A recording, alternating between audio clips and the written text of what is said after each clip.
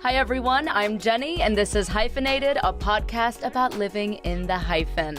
Today we have a very special guest host who happens to be my good friend Annie Segarra, also known as Annie Elaney, an American YouTuber, artist, and activist for LGBT and disability rights. Segarra, who is queer, Latinx, and disabled, advocates for accessibility, body positivity, and media representation of marginalized communities. I am so glad you're here, Annie. Hi. Welcome. Oh my God. I'm so excited for what we're going to talk about today. Oh, me too, because you and I often find ourselves venting about these things. And every time I see you posting on Instagram and just, you are a well of knowledge. And so I've learned so much from you, and me being a newly chronically ill individual have just learned a lot from you, and so I appreciate that, and I'm sure so many other people have also, because it's not talked about often, also because it's not really seen in mainstream media. Yeah. Oh my gosh. You and I were talking about it before. Something that I advocate a lot about, right, is being an ambulatory wheelchair user. So Yes. For those who don't know me, don't know about like my condition, my disabilities, I have Ehlers-Danlos syndrome, which is a genetic connective tissue disorder. It affects a lot of my body, my joints, my skin, my blood vessels, and my internal organs. And where I lie on the spectrum of Ehlers-Danlos syndrome, I use a wheelchair for long distances, and I use a cane for shorter distances, and I'm sometimes able to walk like without any assistance at all, but it'll be for very, very short bursts of time. And this is something that a lot of people find confusing. So I had to create a whole campaign about it called Ambulatory Wheelchair Users Exist, because so many people think that just because they see a wheelchair user stand up, that they're faking using a wheelchair.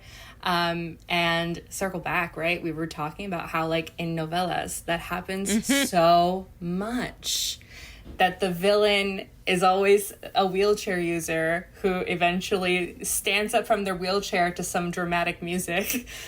Yeah. And to reveal that they were faking all along.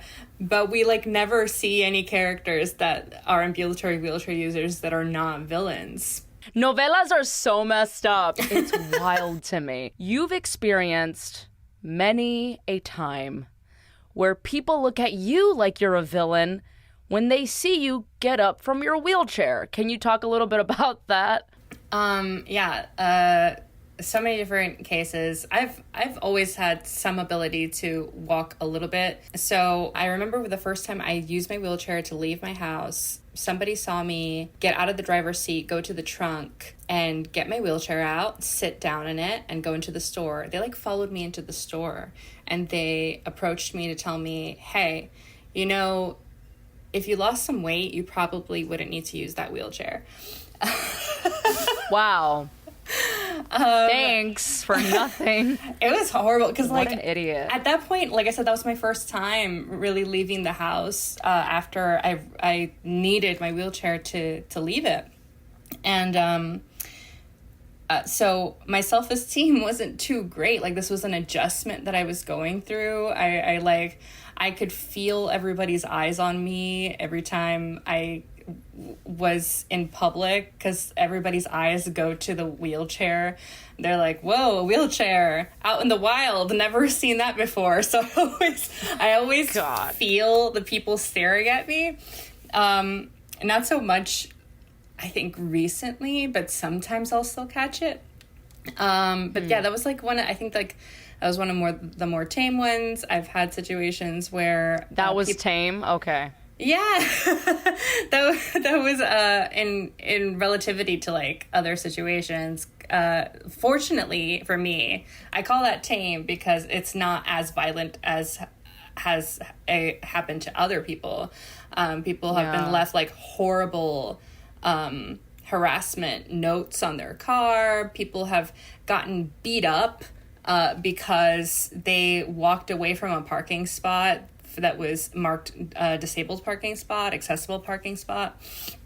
So that's the kind of anxiety I deal with, to be honest, with the amount of ignorance that there is about ambulatory wheelchair users, where I'm just kind of terrified, like one day somebody's gonna like punch me in the face thinking that I am that novella villain because I'm able to get up from my wheelchair for a little bit. I've heard situations where like at the theme parks, especially like Disney World, where as an ambulatory wheelchair user, it's very accessible to me to like go around the park with my wheelchair and then get up out of my chair to transfer into a ride or something.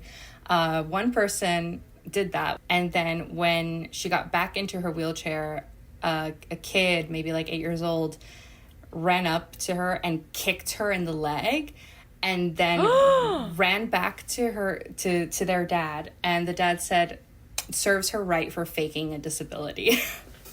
Like, that's the kind of violence that like the ignorance creates. My fucking God. I Well, here, why the anger? It's like they're trying so hard to be allies. Like, what do they think they're doing? guess so. What do they think they're accomplishing with this? That's why I have like a slimmer of hope that like creating awareness campaigns can kind of like calm the violence down, because it's coming from a weird like super ally place. Like, I'm so angry that you take things away from disabled people. You know, like it comes from a certain place that I'm like, I feel like your intentions are kind of good, but you're actually hurting disabled people by not doing all of the work, right? By not actually learning about diverse disabilities. Instead, you've allowed the little bit of representation that you've seen regarding disability, which is like disabled villains, a disabled villain trope, which is not, you know, exclusive to novellas. It's everywhere, right? You see Captain Hook, the governor from Walking Dead, eye patch. You see villains that are amputees or with facial differences / disfigurement with respect to how folks identify with that language. Like, there is usually some kind of visible disability that is correlated to a villain. And I'm like, that y'all trying to say something?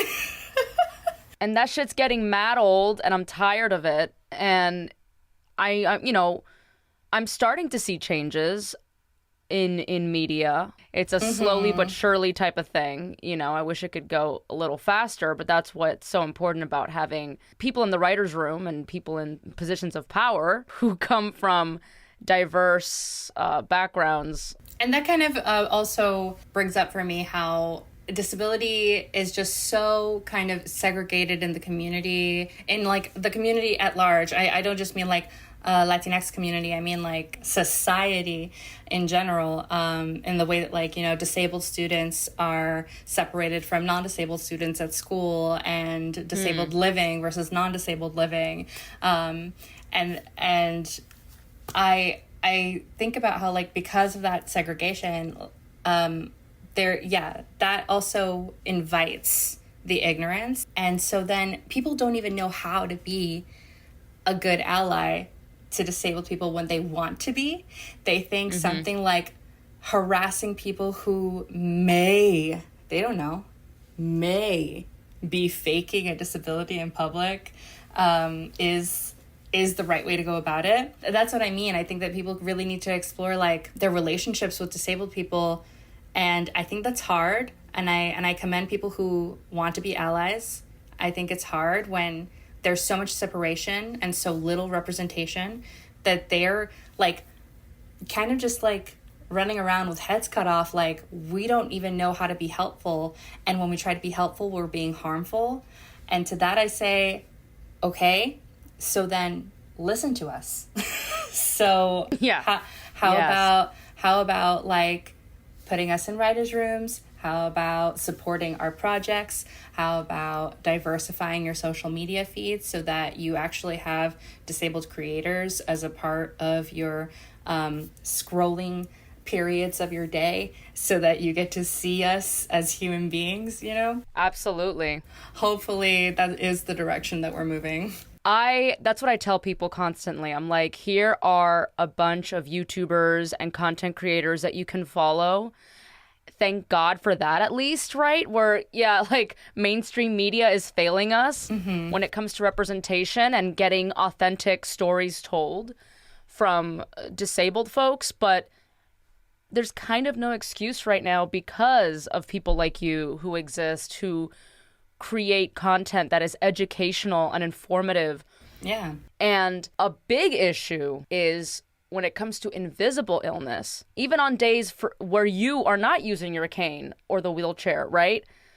Where they're like, oh, Annie's dancing. She must not be that disabled. You know what I mean? Like, oh, Annie's going to VidCon or Annie's traveling, so I guess she's faking it. Which speaks to like the ableism that we're all trying to exist in all the time, and how like whether it's neurodivergence or invisible illness, right? Like a certain types of person experience is like being absolutely freaking traumatized by ableism, and constantly trying to like, you know, make it look like we are not as disabled as we really are because of ableism, because we're scared of whether people might think we're unreliable when it comes to work, or we are lazy, or whatever other kind of negative view people have of people with disabilities. We're like, no, I'm fine. No. Like when your whole body is falling apart and you're like, it's okay. It's fine. I got this.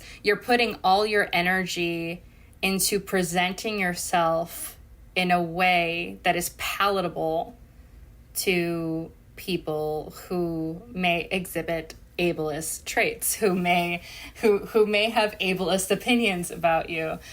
So it's really a tool for survival. It feels a little like speaking a different language, like changing your coding. It's a change of code from like your natural disabled way of communicating and doing things, and then how you engage and interact with other people, period. You and I both, and so many people within this spectrum of chronic illness and disability, and have experienced this shitty ignorance, and it nauseates me because it's 2021 and we're being judged for having service animals or emotional support dogs, or, you know, getting out of your wheelchair, or like, I could just, the list goes on and on.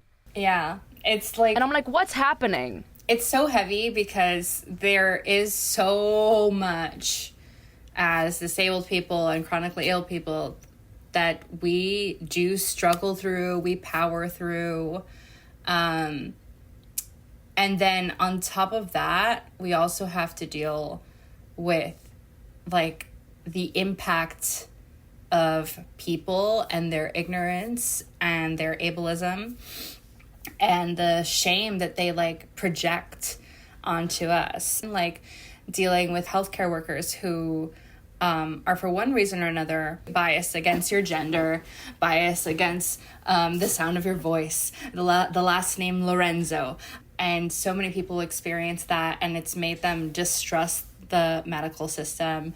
I have my own like dark trauma stories about like what I went through with the healthcare system and the doctors that I experienced, like who by the time nobody was helping me figure out what was happening to my body, because up until I was 23, I was able to walk pretty okay. I ended up in pain earlier than other people, and I was just like, and so that's when I started seeking medical professionals. And every time I went to any professional, they were just like, you look fine, and like sent me home. What the hell? Until I had to do the research on my own, found the diagnosis Ehlers-Danlos syndrome, and I'm like, I think this is what it is. And then I had doctors laugh at me, and they went, you don't have that. Anyway, and like change the subject to something else. I was like scared. I didn't know what was happening to my body and why I was losing the ability to walk. I was like, am I gonna freaking die? Like, what is this? And then nobody's listening to me. So, Jenny, how are you liking Pantaya? I love me a good streaming service. And I'm honestly so glad that Pantaya is one of our sponsors. Have you been watching El Juego de las Llaves? Oh my God. Yes. Let me tell you, these shows are somehow getting more escandaloso than my abuela's favorite novelas. Yeah, I can confidently say they're pushing the envelope. Well, the hottest show on Pantaya is back with another explosive season. And this new season is sexier. More exciting. And way more edgy than before. Maite Peroni, Marimar Vega, and Humberto Busto are back. And they welcome the new players, Cristian de la Fuente, Laura León, and Alejandra Guzman. The game continues with the second season of El Juego de las Llaves. Streaming now only on Pantaya. Download Pantaya app from the App Store or Google Play Store. Or visit pantaya.com to sign up. And don't forget, it's Pantaya with a Y. Eventually, just by luck, I was at one of the doctors that, again, was being very dismissive of anything I had to say. And he was showing me a scan of my hips, and he was very, like, shocked to see that essentially I was walking around on, like, dislocated hips. And I'm like, well, that's kind of a symptom of what I've been trying to tell you I think I have, so I would like to be tested for it. He goes, no, I don't think you have that. Anyway, what I would like to do is... Pero ¿qué creen esta gente? What? I don't know. But what was his alternative? I don't know. There's so much hubris. There is just so much ego. I'm not saying I hate all healthcare professionals. I'm saying that there is a systematic problem in the healthcare system. Yes. Where so many people are having the same experiences as me, trying to get diagnosis and trying to get treatment. That doctor said, no, I don't think you have this. So here's what I want to do. I want to set you up for an operation to fuse your joints together. And I cute. Okay. had a meltdown in the office. I started like screaming, sobbing, like just so triggered that someone was going to would rather like put me under the knife, would rather risk more damage to my body than listen to me. So I had a full meltdown, just like sobbing. I was slamming my palms on his desk, and like it was a show. He hated that. Like he was annoyed by that, of course. Didn't see that as a real thing. And then a woman doctor came in to hand him something. Don't know if that was an excuse or not. And she looks over at me and she goes, "Why is she crying?"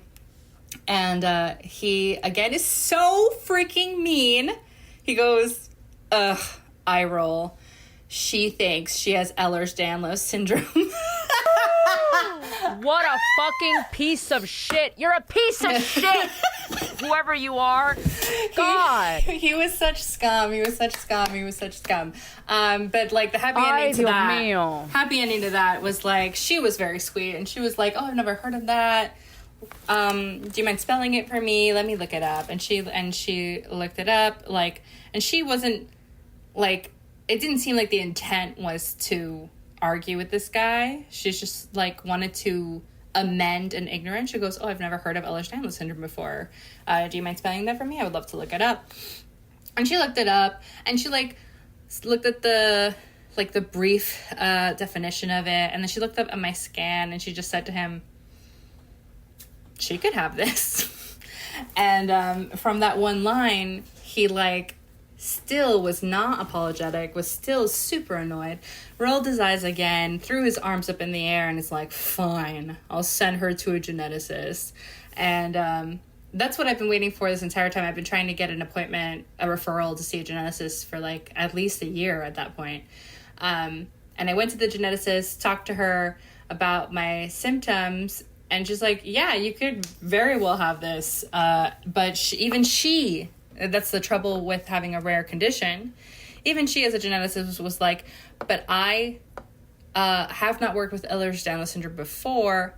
I don't feel right clinically diagnosing you, which that's a toughie, because with that condition, for the most part, you need a clinical diagnosis because there's different types of it. Most of the types, are able to find through blood tests, but the most common type doesn't have a blood test for it yet. So you just need to kind of check the boxes off. You just need to find a doctor that knows enough about it to be able to do that for you, that can just check the boxes and send you home like same day with a diagnosis. Yes. She didn't feel comfortable doing that, so she gave me the blood test. And by good luck / whatever luck, I didn't have the most common type. I had a rarer type that came out in the blood test. So like at that point, I was like, well, it's in the blood test. Nobody can tell me anything anymore that I have like one of the rarer types of EDS that came out in the blood test. So it's like a happy ending, but like these are the stories. And in like, you know, that's another like way that like kind of Latinidad and disability kind of intersect. There is kind of often, especially like in immigrant families and in low income families, this like kind of pushback against any kind of illness or disability. Like if you're not dying, you're not going to the hospital. I remember it was like really normalized in my house. One of the first things that was kind of like an indicator of like my EDS blood vessel problem stuff is that like I was 9 years old and I got out of the bath and I started losing my vision. And what was happening was I was starting to faint. I yelled for my mom. I was 9 and I was losing my vision. I was like, Mom, I can't see. And she came in and she like immediately knew what to do. Just like, here, sit down on the toilet, put your head between your knees. I'm going to get an ice bag. We're going to put an ice bag over your head. And here, drink this ice water. Let's go. And then like, and we prevented a fainting spell. Which is what I've gotten accustomed to, and I pretty much do it like that's my entire life now. It's like preventing fainting spells. So I never like fully faint because I always like figure out either like prevent it using safety measures or prevent it like by regulating my body temperature again. I got out of that and I was like, what was that? My mom said to me, oh, that's okay, honey. That's normal. It happens all the time. Because it was happening to her, because it happened in the family, right? But like nobody went to the doctor to see about this. Dios mío. I have lost count how many times, just like you, I've had anxiety attacks in doctor's offices or like at the ER because of the same egotistical, eye-rolling attitude of some of these people in the field. And if you're listening and if you are studying to be a nurse or a doctor, I, as a patient, I beg of you that in today's day, especially where patients also have a lot of information at their fingertips, you need to listen to your patients. I get it. We didn't go through medical school and we didn't dissect corpses. I get it. But at the same time, I've learned through so many doctors that I've seen and talking to the really, really good ones is that not all doctors are up to date because things are constantly changing. Mm-hmm. They're not up to date on the medical literature. They are not up to date on, like, a lot of them don't even go to conferences. So, you know, that are necessary. Like, there's a lot there that other doctors have explained to me. They're like, unfortunately, this is why not everyone is equipped. Yeah. It's why not everyone listens.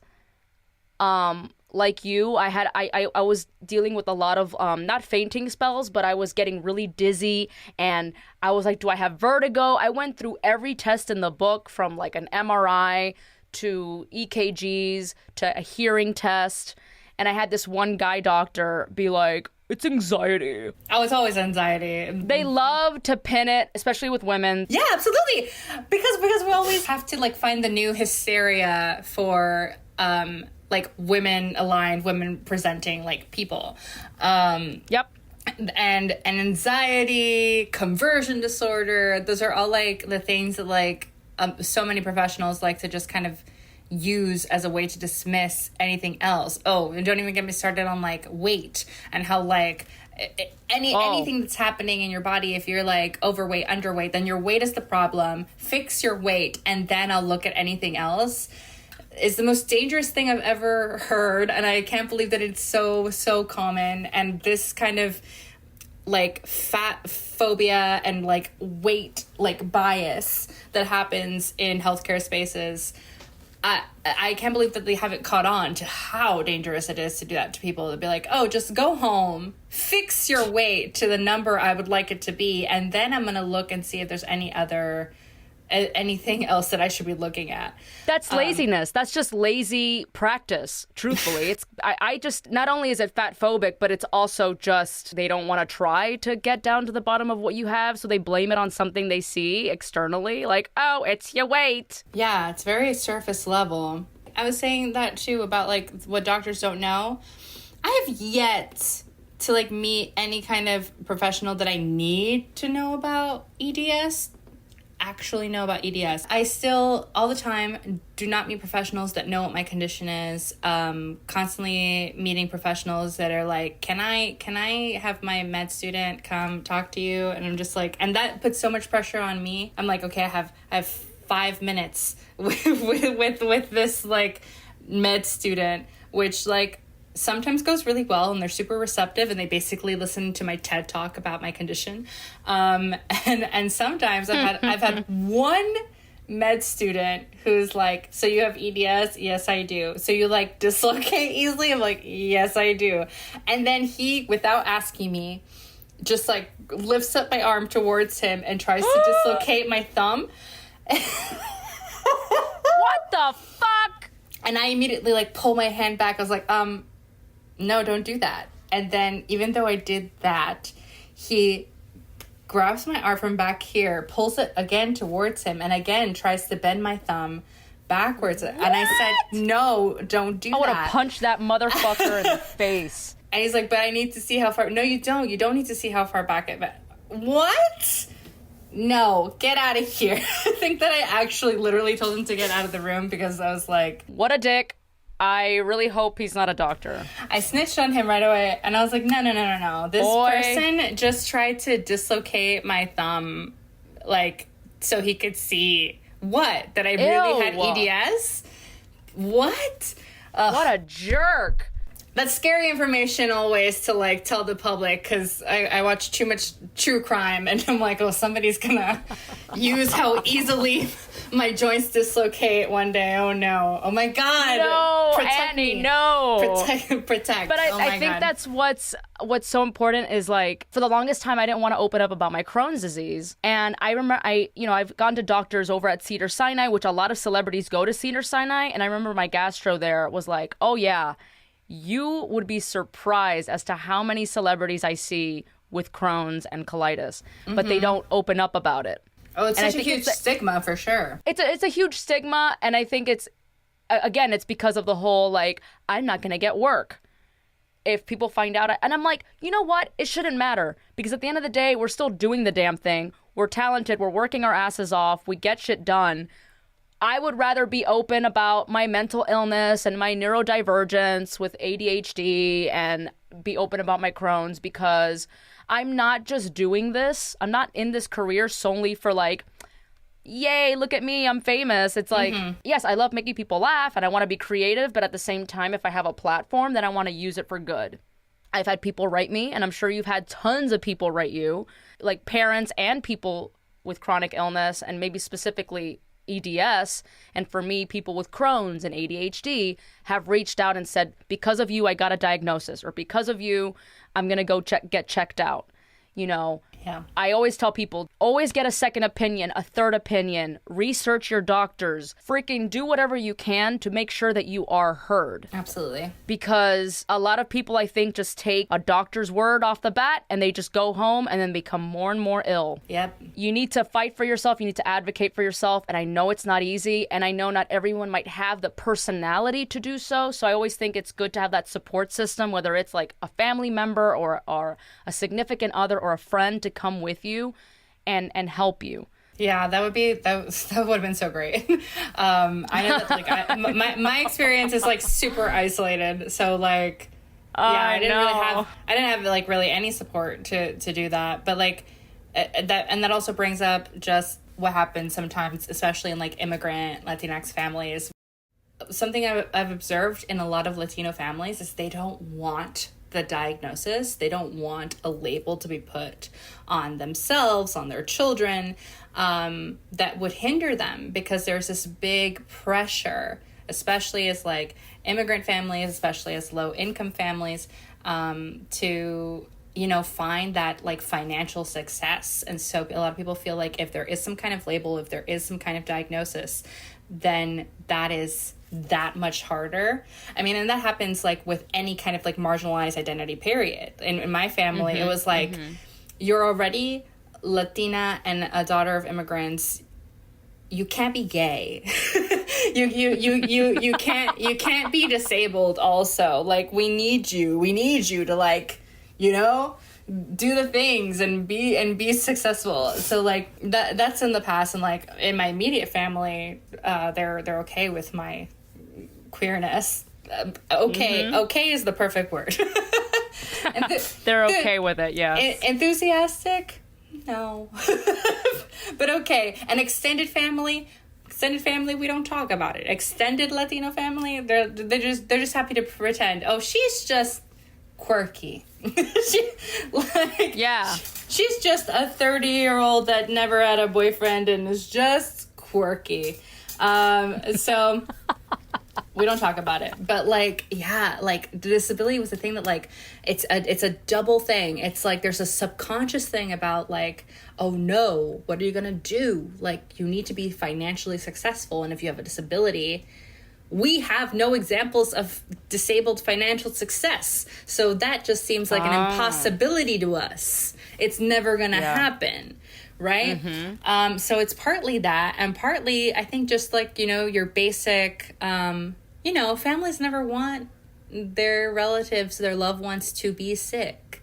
So it's just, they just kind of dance together in that way. They just, like this feeling of like, no, you don't have anything, you're perfect. You know, that basic denial of like, no, you're not sick. And then the secondary like social political thing of like, no, you're not politically, financially marginalized. So all these things are going through people's minds in regards to like attaining any kind of diagnosis through the healthcare system. So that's why a lot of people like, they don't want that second opinion, third opinion, because they want, they like that dismissal. They want to be able to hear. They're like, the doctor said nothing is wrong with me, so nothing is wrong with me. They'll take it home, they'll keep it, and the people who are actually, you know, sick will like suffer and struggle until they hit a breaking point. And at that point, like, I just cross my fingers that you find the right doctor that like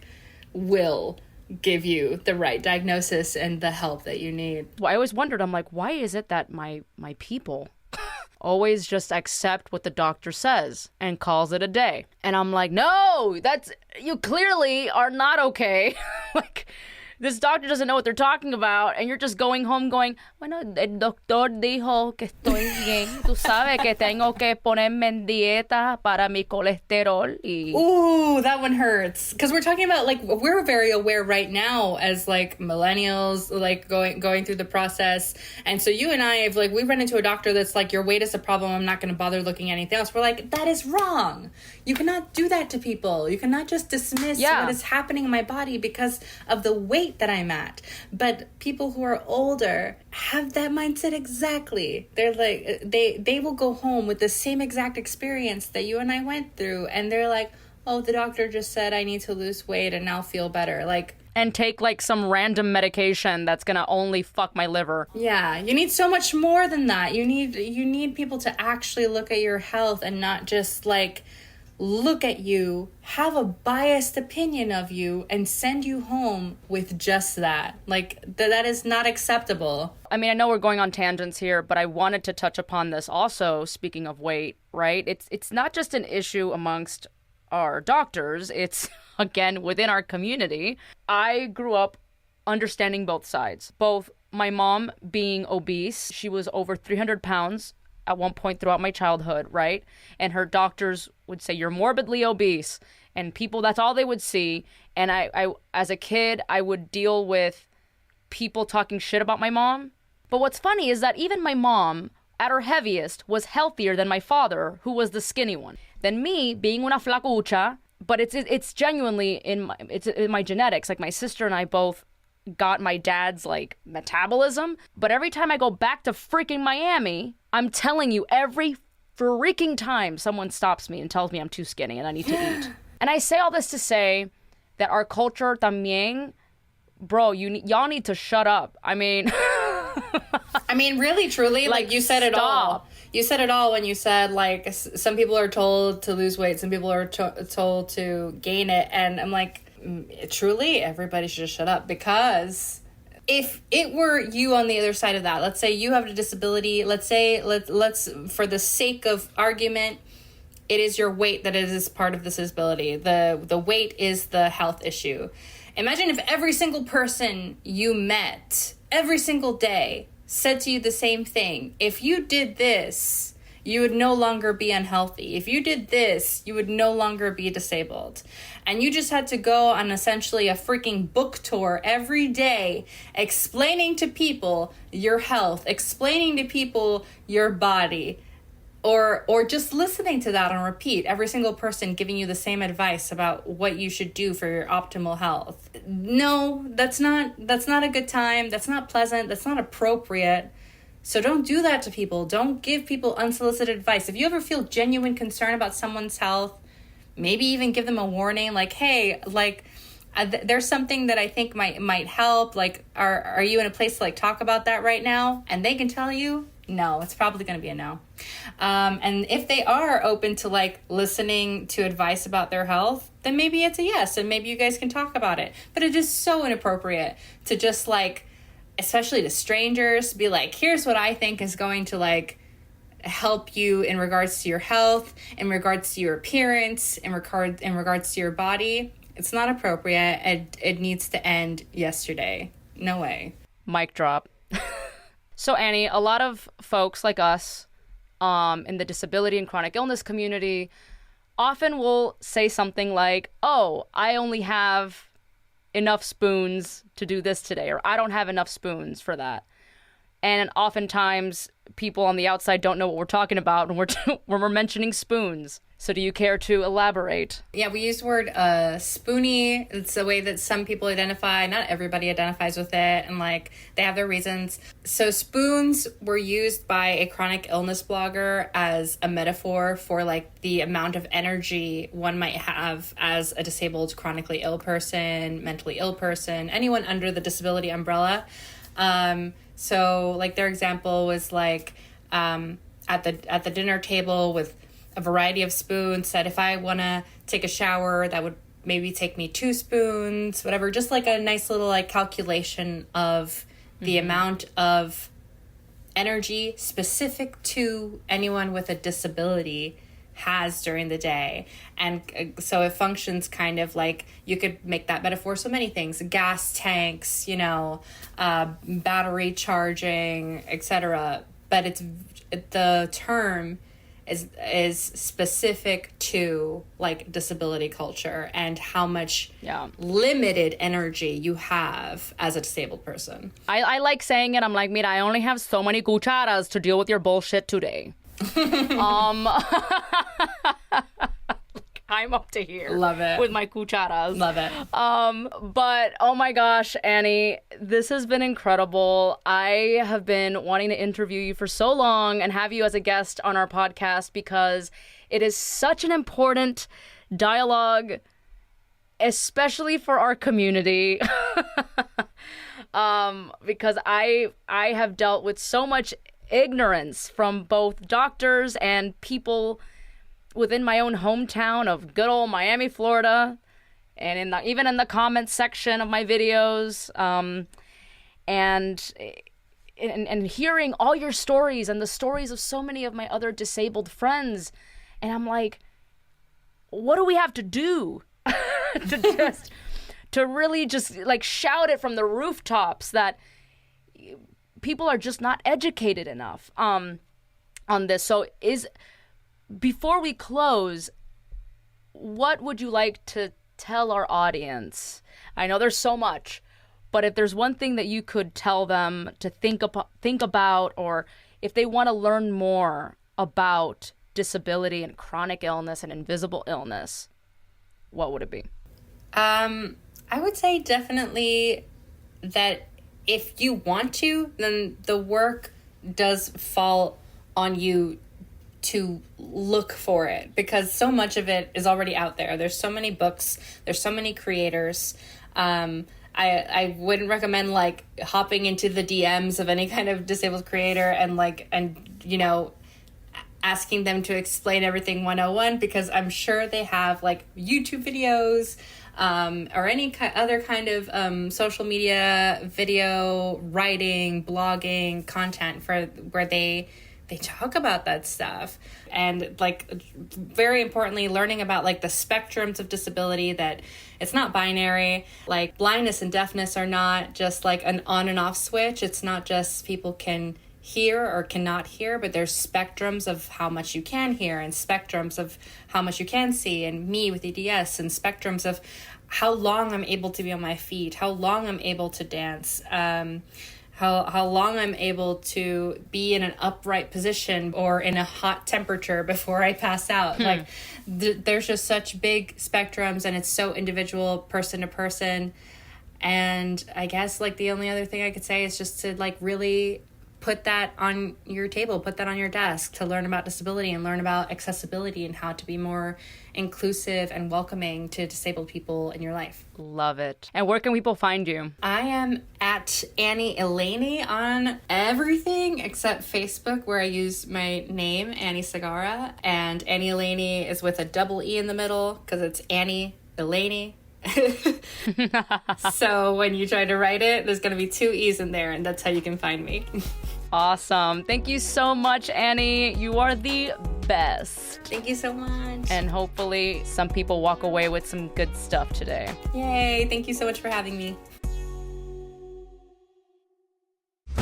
La serie más caliente en pantalla regresa con otra temporada explosiva. Tenía una familia, un esposo. Más emocionante. Siempre quisiste ser libre. Y mucho más atrevida. ¿Estás segura de que no te pondrías celosa? Maite Perroni, Marimar Vega y Humberto Busto le dan la bienvenida a los nuevos jugadores. Cristian de la Fuente, Laura León, Alejandra Guzmán. Y para eso es el juego de las llaves. El Juego de las Llaves segunda temporada estrena el 16 de septiembre. Solo en pantalla.